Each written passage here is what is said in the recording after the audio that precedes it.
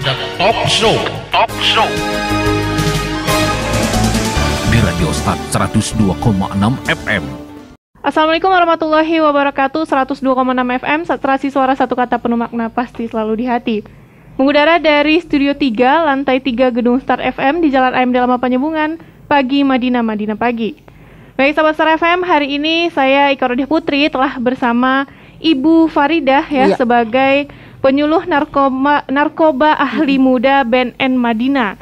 Di mana hari ini kita akan berbincang-bincang seru dengan talk show interaktif dengan tema Desa Bergerak Desa Indonesia Bersih Narkoba. Dan Ibu, langsung saja saya tanyakan kabarnya dulu ya. Sehat ya Bu? Alhamdulillah sehat. Dek Ika gimana? Alhamdulillah sehat juga. Harus tetap jaga kesehatan ya, tetap protokol kesehatan ya Dek Ika ya. Ibu, ini ada pertanyaan dari sahabat Star FM atau netizen ya. Netizen sahabat Star FM menanyakan, gimana sih Bu caranya nih masyarakat untuk mengadukan ke BNN kalau ada di sekitarnya pengguna, umpamanya tetangga. Tapi dia mungkin bingung kan, aduh dia tahu nih tetangganya pengedar atau pengguna, bagaimana cara untuk mengadukan ke BNN? Jadi saya sapa dulu pendengar semuanya dimanapun Anda berada. Bagaimana kabar Anda hari ini? Mudah-mudahan sahabat-sahabat Star FM semuanya dalam keadaan sehat walafiat, dan tetap kita ingatkan agar tetap melakukan protokol kesehatan apabila Anda berada di luar rumah. Ya, tetap pakai masker, jaga jarak, dan sesering mungkin mencuci tangan dengan air mengalir. Karena pandemi ini nyata dan belum berakhir ya. Jadi kita harus sama-sama mau berusaha untuk memutus penyebarannya gitu. Nah, kembali ke adik ke permasalahan yang adik tanyakan.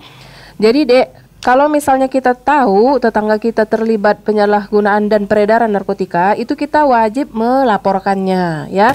Jadi kalau kita berdiam diri saja, itu sebenarnya kita bisa dipidanakan malah ya. Kita malah bisa dituntut. Kenapa? Karena kita diam saja, tidak melaporkan dengan sengaja. Nah, apabila kita hendak melaporkan kasus ini, itu kalau ke BNN itu bisa ditelepon langsung bagian di nomor handphone 0813 61 07 1717. Nanti mungkin para pendengar semuanya sahabat Star FM nanti bisa menghubungi di nomor itu. Dicatat ya sahabat Star FM nomornya, biar kalau ada pengaduan bisa langsung ke nomor BNN tersebut. Nah, selain ke BNN juga kita bisa mengadu ke pihak kepolisian ya, atau malah rasanya terlalu jauh atau rasanya susah betul, atau mungkin ada ketakutan tersendiri di masyarakat. Yang jelas kita mesti melapor Dek. Setidak-tidaknya kita harus melapor ke perangkat desanya dulu ya. Nanti perangkat desa nanti akan menghubungkan ke pihak yang berwajib ya, atau dari kepala desa mungkin nanti dia akan menghubungkan ke kecamatan atau langsung ke BNN ya.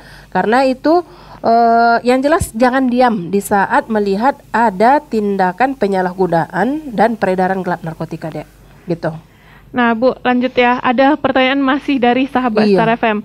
Sejauh mana sih BNN sudah mengatasi adanya narkoba di Mandailing Natal ini?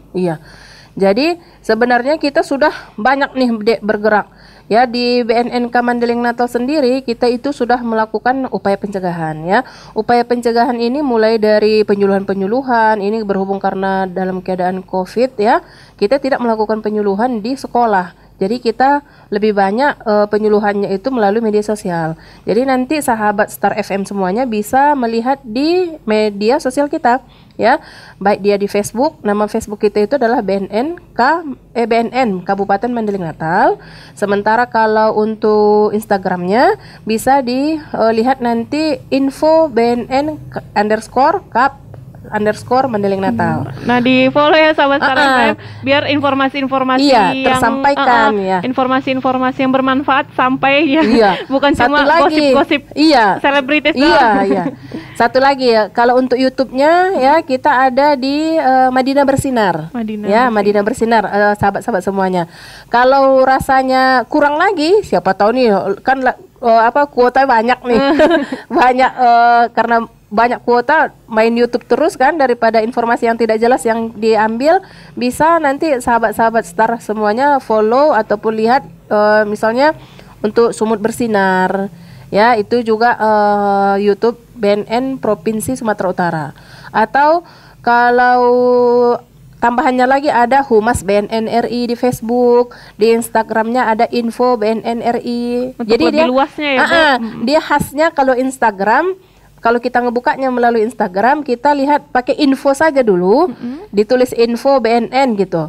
Itu nanti keluar semua tuh, entah BNN RI, entah BNN Provinsi Sumatera Utara, entah BNN Kabupaten Mandailing Natal. Tapi ada infonya dulu diketikkan, barulah nanti keluar semuanya pilihannya gitu.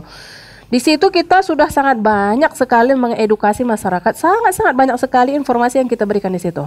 Nah, itu untuk upaya pencegahan. Kemudian kita juga melakukan upaya pemberdayaan masyarakat, ya. Pemberdayaan masyarakat ini, Dek, dan sahabat semuanya, itu tujuannya itu adalah untuk bagaimana cara kita agar masyarakat ini berdaya dan mampu mengalih fungsikan dari tanaman ganja ke tanaman hortikultura atau tanaman yang menghasilkan lainnya, asal yang penting nggak menanam ganja lagi gitu. Nah, kemudian kita juga melakukan upaya rehabilitasi. Upaya rehabilitasi ini nanti akan kita bahas lebih lanjut. Dan satu lagi upaya kita itu adalah upaya pemberantasan, ya. Upaya pemberantasan ini adalah untuk yang paling banyaknya di kabupaten kita ini adalah melalui operasi ladang ganja, ya. Jadi ladang ganja ini berapa? Maksudnya kalau ada ladang ganja yang kita temukan di wilayah Kabupaten Mandailing Natal ini, itu akan kita lakukan pemusnahan di tempat, ya. Kemudian beberapa barangnya, pohonnya itu ataupun yang dalam bentuk keringnya, kalau memang ada di tempat, itu akan kita bawa ke BNNK Mandailing Natal sebagai barang bukti gitu. Setelah barang bukti itu biasanya diapain, Bu? Ya, mungkin banyak nih pertanyaannya. Iya, banyak netizen. Iya, banyak ini pertanyaan. Iya, gitu ya. Jangan-jangan dijual lagi sama iya. Ya benar ya. Jadi baik dia barang bukti berupa ganja, berupa sabu, berupa ekstasi dan segala macam, itu nanti setelah jalur hukumnya selesai ataupun sudah berjalan, itu nanti barang bukti ini akan dimusnahkan. Jadi ya? semua barang bukti itu tetap dimusnahkan, Iya. cuma ada sebagian yang dipakai untuk barang bukti ya. Ujungnya semua akan dimusnahkan. Jadi gini, Dek, dia kan permasalahan narkotika ini kan dia diatur dalam Undang-Undang Nomor 35 Tahun 2009 ya. Jadi dia di sini setiap barang bukti yang didapatkan itu nanti misalnya barang bukti ini nanti akan dia nanti dihubungi dulu pihak kejaksaan bahwa inilah barang buktinya, ya. Kemudian setelah itu barang bukti ini nanti akan diserahkan dulu ke bagian laboratorium. Nanti akan diperiksa dulu. Misalnya, kalaupun kita misalnya dapat misalnya tumbuhan ganja, ini beberapa tumbuhan ini mesti kita kirim dulu ke laboratorium. Nah, nanti di situ akan diperiksa untuk memastikan. Barulah nanti ini semuanya proses ini selesai, barulah nanti kita lakukan pemusnahan sampai tak ada sisa. Ya, mungkin pendengar bertanya-tanya, gimana sih cara pemusnahannya kalau nggak ada sisa gitu? Atau kalau menurut Adek gimana kira-kira? Ada tidak pemusnahan yang tanpa sisa? Kalau mungkin kalau nggak pakai alat nggak bisa ya kan? Jadi kita menggunakan alat namanya insinerator. Jadi insinerator ini dibakar sampai habis, dia tertutup. Ada kayak tabung besar. Jadi dia nggak kemana-mana ya, Bu? Jadi asap yang keluar pun tidak ada lagi mengandung narkotika. Jadi, itulah yang banyak orang kadang kurang bertanya. Informasi ya, Bu. Iya. Kalau dibakar pasti asapnya masih mengandung narkotika gitu. Benar. Ini enggak. Ternyata ada cara khusus, ada alatnya. Ya, ya ada alatnya. Jadi kalau kita misalnya operasi ladang ganja misalnya di perbukitan di balik-balik sana atau di atas-atas sana ya. Misalnya itu kalau kita operasi ladang ganja, itu pembakarannya di tempat. Maksudnya pembakarannya masih manual. Ya, kita cabutin tumbuhannya, kita siramkan dengan minyak tanah, baru dibakar. Nah, asap yang dikeluarkan di TKP, di lokasi tersebut, itu memang masih mengandung narkotika. Tetapi kalau untuk pemusnahan barang bukti yang sudah dibawa ke kantor dan sudah dibawa ke laboratorium, itu pemusnahannya itu sudah menggunakan alat insinerator ini. Jadi tidak mengandung lagi ya. Jadi asapnya ini pun sangat sedikit sekali, dan yang keluar itu asapnya tidak mengandung narkotika lagi.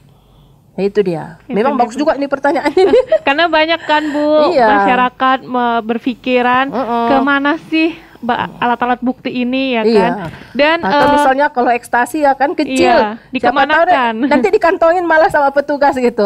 Enggak. Jadi itu berapa barang bukti yang didapatkan itu ketat itu dek pengawasannya. Ya, mana kemana disimpan di mana, diserahkan kepada siapa itu semuanya lengkap itu. Iya. Ibu, ini ada lagi pertanyaan. Mm-mm. Seberapa banyak sih jumlah pengguna narkoba di Madinah deh? Di Madinah Iya. atau di Indonesia juga Di boleh. Indonesia. Dan lokasi mana saja kah yang banyak menggunakannya dan produksi ya istilahnya apa tuh? Bu? Iya, penyalahguna. Nah, penyalahgunanya. Iya, angka prevalensi, angka perkiraan penyalahguna ya. Jadi sebenarnya jumlah dari penyalahguna ini melebihi dari 5 juta orang. Ya, jadi kalau kita bayangkan, kalau kita ibaratkan lah, semua mereka ini membentuk suatu pulau dan satu negara sebenarnya sudah bisa. Udah punya negara sendiri. Iya, kenapa? Karena penduduk negara Singapura saja itu hanya sekitar 5 juta orang saja gitu. Nah, Sama dengan pengguna narkoba. iya, sama sebegitu banyaklah jumlah penyalahguna narkotika di Indonesia ini. Nah, tapi ada lagi yang paling prihatin kita melihatnya, yaitu angka jumlah penyalahguna narkotika di Sumatera Utara termasuk yang paling tinggi di Indonesia.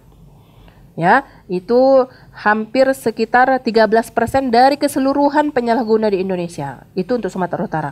Kemudian disusul oleh Sumatera Selatan, ya. Sumatera Selatan nomor 2, prevalensi penyalahguna yang paling banyak itu sekitar 10%. Kemudian barulah disusul oleh DKI Jakarta. Ya. Jadi kan gimana namanya? Sedih campur ya, prihatin ya. Terus rasanya kalau kita mendengar itu apa sih yang bisa kita lakukan gitu kan ya, daripada Apa kita yang hanya membuat menonton gitu. mereka juga salah langkah sampai Iya. mencoba ke sana ya, Bu? Ya, sementara dari semua banyak penyalahguna ini kita hanya mampu merehabilitasi itu hanya sekitar 10% saja, 10,5%. Ya, dari keseluruhan total ya penyalahguna narkotika tersebut. Jadi bisa kita lihat bahayanya di situ, kemudian banyaknya penyalahguna yang tidak mampu ataupun tidak mendapatkan layanan rehabilitasi dan segala macam. Kalau mereka nggak mendapatkan layanan rehabilitasi, maka ini akan menjadi pecandu yang baru, bahkan mereka bisa jadi beralih menjadi pengedar gitu loh deh, ya. Dan setelah itu, Bu, cara mengatasi narkoba yang semakin bertambah ini Iya. gimana sih? Untuk rehabilitasinya sendiri bagaimana? Terus dan sebagainya itu prosesnya gimana sih, Bu? Jadi segala penanganan kasus narkotika ini semua diatur dalam undang-undang ya, Dek. Jadi para pendengar Star FM juga ada sistem regulasi kita, ada sistem hukum kita yang mengatur cara penanganan kasus penyalahgunaan narkotika ya. Di Undang-Undang Nomor 35 tahun 2009. Nah, di undang-undang ini telah mengatur sanksi pidana bagi siapa-siapa saja yang melanggarnya ya. Bagi orang yang memproduksi dan mengedarkan, tentu sanksi hukumannya itu jauh lebih berat daripada korban penyalahguna. Karena korban penyalahguna ini kan misalnya dia hanya dipaksa oleh temannya, berarti dia termasuk kategori korban itu. Jadi disogokin ya, Bu, nih coba-coba gitu iya, ya. kadang kalau dia nggak mau nyoba malah disertai dengan ancaman oleh temennya ya. Maka dia disebut dengan korban penyalahgunaan narkotika. Nah, sementara kalau dia posisinya hanya sekedar penyalahguna atau korban, yaitu bisa nanti kita berikan pelayanan secara khusus, penanganan secara khusus, yaitu rehabilitasi. Dan itu diatur di undang-undang. Jadi nggak suka-sukanya BNN memilih, kamu rehabilitasi, kamu di penjara, enggak. Ya, jadi itu sudah diatur di undang-undang. Nah, rehabilitasi ini pun merupakan serangkaian pemulihan ya, serangkaian upaya pemulihan bagi pengguna narkotika secara berkelanjutan. Jadi nggak bisa dia misalnya 8 sesi konsultasi misalnya selama proses rehabilitasi sudah selesai gitu, nggak bisa. Ya, jadi memang proses rehabilitasi ini dilakukan oleh BNN, tetapi misalnya setelah selesai proses konsultasinya dia di kantor, ini nanti akan dilanjutkan dengan proses pasca rehab namanya. Ini nanti akan dikembalikan si korban ini ke masyarakat otomatis nanti akan terlibat semua pihak keluarga, semua masyarakatnya harus Untuk terlibat. mengawasinya ya, Bu. Iya. Dan yang paling pentingnya itu adalah untuk mencegah agar dia tidak kambuh kembali. Ya, itu dia. Nah, mungkin para pendengar semuanya juga banyak nih bertanya. Kalau mau rehabilitasi nanti malah ditangkap oleh BNN Iya, gitu. benar. Takut ya dihukum, iya. hukum penjara takutnya mereka. Jangan kamu datang ke BNN katanya. Nanti malah kamu nggak pulang, malah dipenjarakan gitu. Enggak. Jadi sebenarnya banyak cerita-cerita yang nggak benar, yang malah menakut-nakuti masyarakat kita, yang malah masyarakat ini dibuat menjadi jauh dari BNN ataupun layanan rehabilitasi ini. Bahkan sebagian orang tua ada yang tahu anaknya ini sudah mulai mencoba narkotika, tetapi dengan sengaja didiam-diamkan. Sebenarnya itu adalah akan lebih menghancurkan masa depan anaknya lagi, ya, akan lebih menghancurkan masa depan si anak. Karena kadang-kadang hanya karena alasan yang simpel, malu gitu. Malu sama tetangga ya, takut. Jadi permasalahan narkotika ini masih sering dianggap sebagai aib. Jadi karena sebagai aib ya keluarga semampu mungkin menutup-nutupinya gitu. Jadi permasalahannya kalau keluarga asik menutupi, si anak akan semakin jauh, akan semakin rusak. Nah, semua energi keluarga pun akan terkuras hanya untuk mengurusi satu anak ini. Bayangkan kalau anak yang lain tidak terurus hanya satu anak ini. Hanya karena satu si anak yang sudah terlanjur menyalahgunakan narkotika, ya. Nah, itu akan lebih mudah permasalahannya apabila si keluarga ini dengan berbesar hati, malu sedikit, tetapi hanya sebentar datang lapor diri, melaporkan anaknya ke BNN agar mendapatkan layanan rehabilitasi. Nah, jadi ini Dek, dan pendengar semuanya, layanan rehabilitasi ini dia ditanggung pemerintah pembiayaannya, alias gratis gitu. Jadi jangan takut ya. Palingan nanti yang ditanggung keluarga itu hanya sekedar ongkos dia datang ke BNN atau ongkos mereka saat menuju layanan rehabilitasi rawat inapnya gitu. Nah, jadi Dek, kakak jelaskan dulu sedikit mungkin tentang rehabilitasi ini ya. Jadi rehabilitasi ini dia ada namanya rehabilitasi rawat jalan dan ada rehabilitasi rawat inap. Jadi kalau dia rehabilitasi rawat jalan itu bisa kita layani di BNNK Mandailing Natal. Ya, bisa kita layani di BNNK Mandailing Natal. Alamat BNNK kita ada di Komplek Perkantoran Payaloting, ya, di Komplek Perkantoran Bupati. Kalau dari jalan lintas ini masuknya dari pintu kedua, gerbang kedua kantor bupati tersebut. Kalau masuk dari gerbang kedua kan nanti dapatnya duluan itu kantor DPRD ya. Iya. Ya, terus saja ikuti jalan utamanya, nanti bakal jumpa kantor BNNK. Nanti kalau bingung juga gampang, tinggal tanya ya Bu. Iya, ada kok di petunjuk jalan juga kita sudah ada petunjuk di jalan di komplek perkantoran tersebut sudah ada petunjuk jalannya. Nah, kemudian kalau dia rawat jalan itu, kalau misalnya si adik ini berstatus masih pelajar, itu tidak akan mengganggu proses pembelajaran dia. Nanti akan kita diskusikan kapan dia sempat, jam berapa, hari apa.